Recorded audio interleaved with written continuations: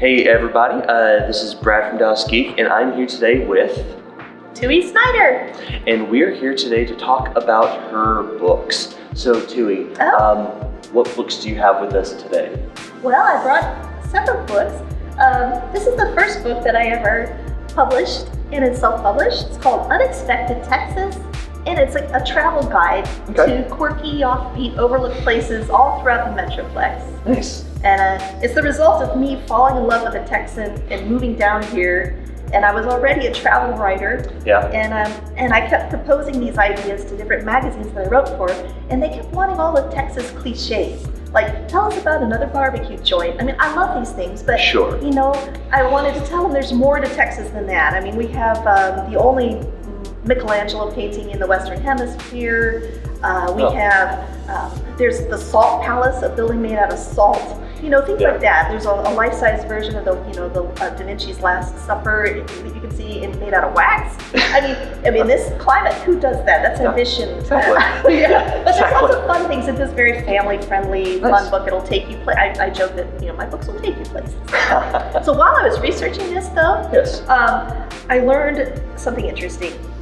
Texans are really good storytellers, and my way of researching was I would drag my husband around to all these obscure little towns and quirky places, and he'd be, where are we going this weekend? And I would look for the oldest person I could find in town, usually an old guy at a hardware store. Those are really the best. They'll talk your ears off, though. Sometimes you have to pretend you're getting a phone call to leave, but I would always end my little chat with them. I'd say, what don't people know about your town? What things did you do here growing up? What are overlooked pleasures? And what don't they know? And they'd always conclude with like, well, did you hear about the haunted bridge? And it'd be like 3 in the afternoon. I'd be getting goosebumps. And then they'd launch into this ghost story. It started when old man Stan was going, his car deal went down. And like, the first time that happened, I thought, wow, that was really neat. But it kept happening in different towns. And so I collected so many, I call it haunted lore, because it's actual history. There will be some guy named Old Man Stan, but then this haunted tale is grown up around him. Sure. So I made a travel guide to haunted places. So this is good for, if you want to give a gift to your ghost hunter friend who's like, all about all the ghost shows. Well, how do they know where to go? These are all places you can visit. Some of them a lot of them claim to have paranormal activity during the daytime. Sure. But they're all places you can visit. I don't write about a place and go, well, sorry, I can't go there. I want you to go there and have some fun. Sure. But it's history that's sort of wrapped in chocolate, you know what I mean? It's like so that one. Then this one is a little bit of a departure. My third book started off, it's called The Lynching of the Santa Claus Bank Robber. Okay. It's a real story about, in 1927, Texas was having 5 to 6 bank robberies every single day.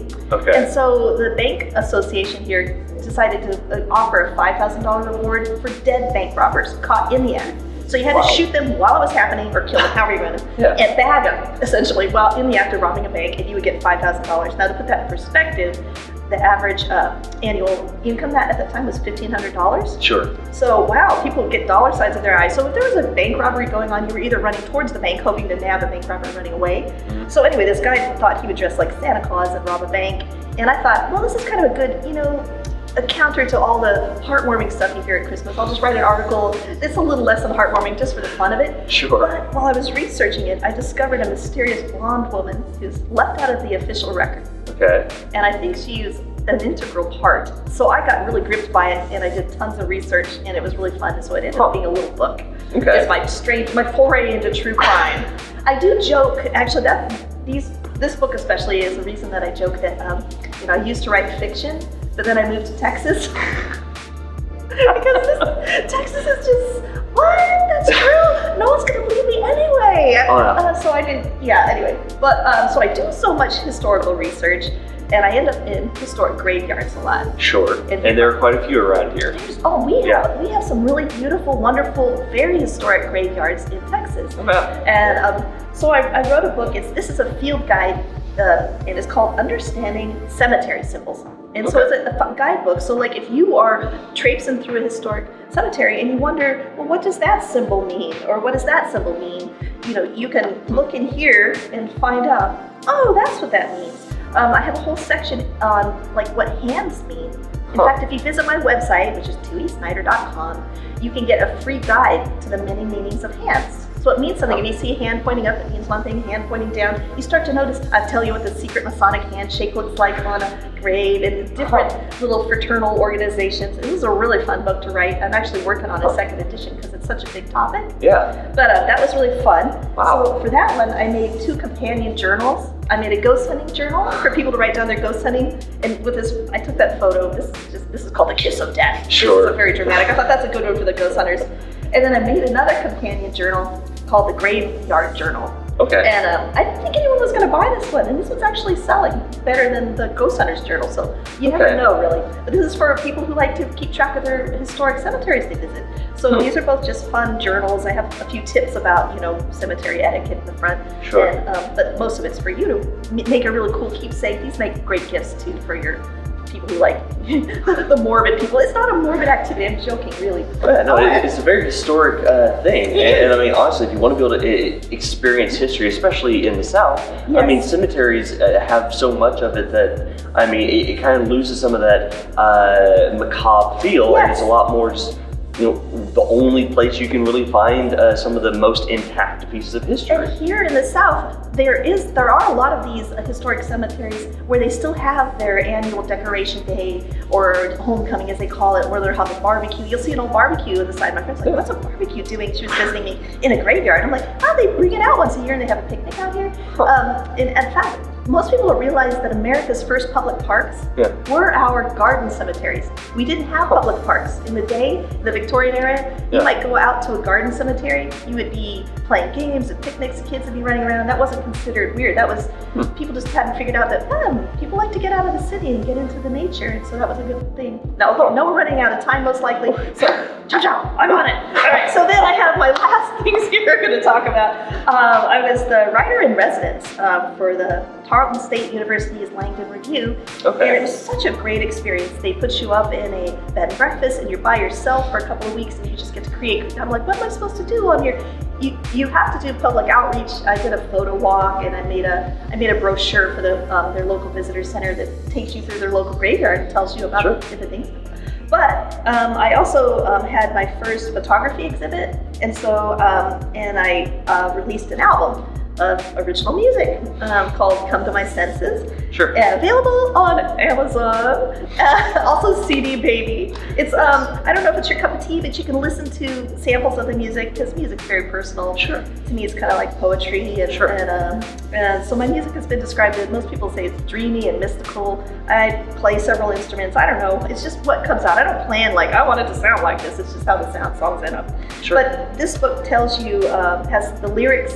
It tells you a little behind what inspired them, and then I have a few photos and what inspired them too. It was just a fun little thing to do while I had this excuse to be creative. Nice. So there, I think that. Oh, and then I gotta say, I've got a book coming up. Hello, I'm remiss.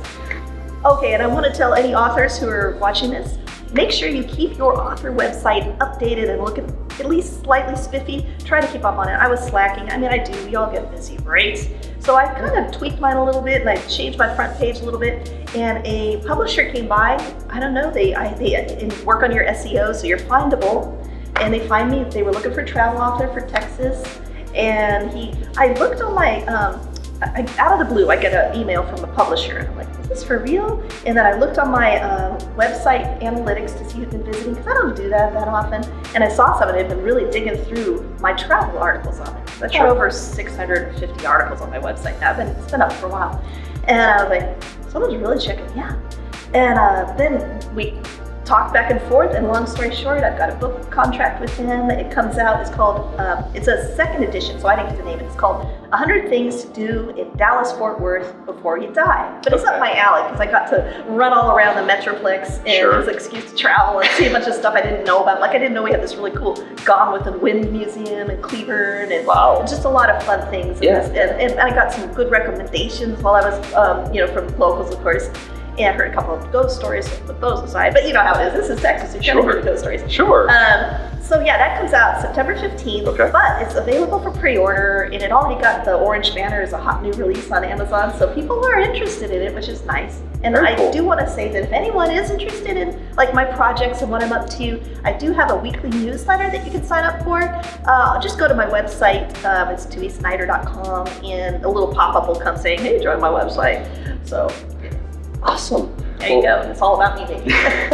Well, Tui, thank you so much for your time. This has been very intriguing stuff. Oh, good. So he says that to all of us, right? No. I'd be watching, I'd be scrolling to the end. No, I'm kidding. I mean, it's really cool to be able to see all these, specifically Dallas-Fort Worth centric pieces of work. So this is great. We've got a really wonderful little piece of Texas. I'd like to branch out and write about more, but it is just such a big state. I mean, I'm working my way. Oh, yeah. I haven't gotten done up here. There's a lot to do up here. Yes. Well, if you guys want to be able to check out her work, links will be down in the description. But until next time, I guess, this is Brad from Dallas Geek saying, see ya.